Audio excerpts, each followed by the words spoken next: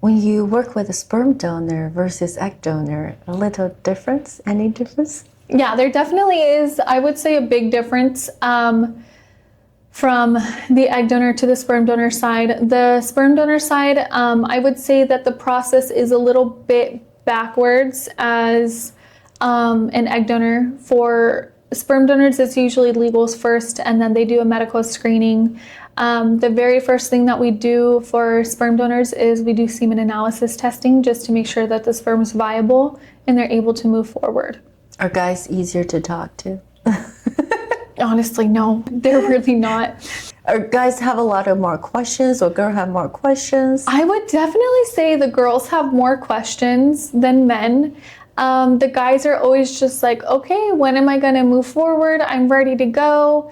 And the girls, I think, put a lot more thought into what happens. But again, I do think that the women put more thought because it is a little more of an invasive process than the men. So what do you feel like? I think girls decide to do it more, they move forward. And then for guys, they just saw it and think about it. But sometimes they're like, I don't know what you feel about. Like they're more determined for men or for girls? For determination, I would definitely feel like the men are more determined because they think that it's pretty much an easier and a quicker process than an egg donation. For the women, it takes a little bit more time having to go through all the steps and you have a surgery.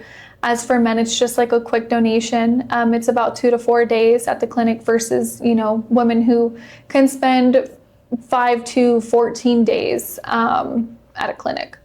Then what's the profile of this group of men wants to donate their sperm?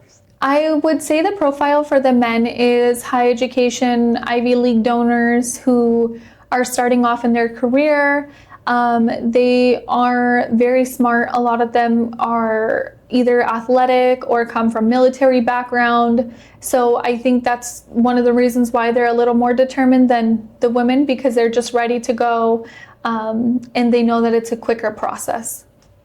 And they're open-minded to donate their sperm for other women to have families. Yes, they are definitely open-minded. A lot of them, they have no preference on, what type of couples or single parents they will donate to. They're definitely just ready to donate for every intended parent.